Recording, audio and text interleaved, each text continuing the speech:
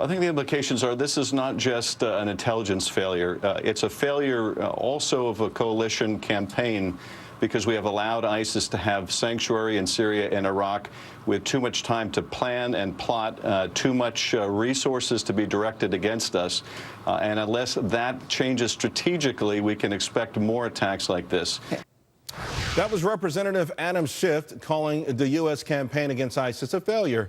This is a ranking Democrat on the House Intelligence Committee, and he's just one of many Democrats that seem lately to be abandoning President Obama's strategy. Of course, in light of the attacks in Paris, he's also calling for the United States to stop accepting Syrian refugees. Joining me now, Christopher Hahn, former aide to Senator Chuck Schumer and Democratic strategist, and Mark Serrano, former George H.W. Bush campaign director. Chris, I'll go to you first. Kind of interesting because Adam Schiff has been sort of steadfast with respect to President Obama and his Middle East policies. Well, look, I think that there's a lot of frustration by a lot of people on what's going on in the Middle East. I think that they would like to see Obama ditch this cool demeanor that he's always had. To his credit, he's kept it all, regardless of the situation. Some people want to see outrage. This president has been calm and collected at all times, and that might be bothering some people optically. Yeah, I think more than optically. I mean, listen, I remember early on, Spike Lee was like, "Go off sometime." You know, this whole no drama Obama thing. You can't be too cool for school when people are being slaughtered around the world.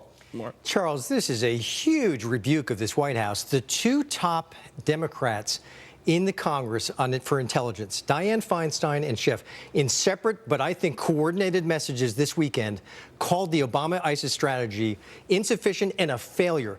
This is a huge development. I mean, I think, without trivializing it, Barack Obama has become the Pepe Le Pew of the Democrat Party, okay, because his ISIS strategy stinks like a skunk, and they are going to abandon him.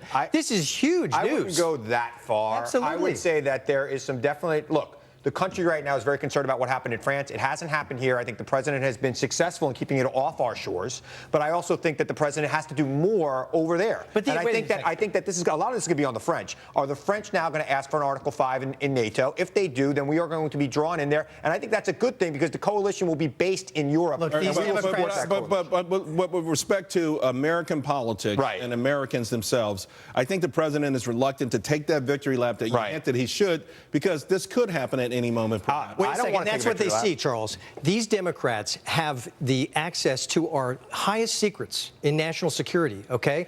And now they're saying, before this happens in America, and they believe it will, no doubt, they want to get away from this Democrat president's policies. This is a huge development, and the key to watch for now is how many other members of the intelligence committees on the Democrat side are going to follow suit. Well, if you take a look at the House side, there are 4 other members on the Democrat side who won their races with 70% or more of the electorate, just like Schiff last year. They are safe, and they don't need this lame duck president anymore. I think Secretary Clinton hedged in the debate on Saturday night as well. I think there's a lot of hedging going on. And I think, look, I think the president needs to show a little emotion, but I don't think he's going to show much. Emotion may be a euphemism for leadership. Before we go, guys, which GOP candidate benefits most from this, Mark?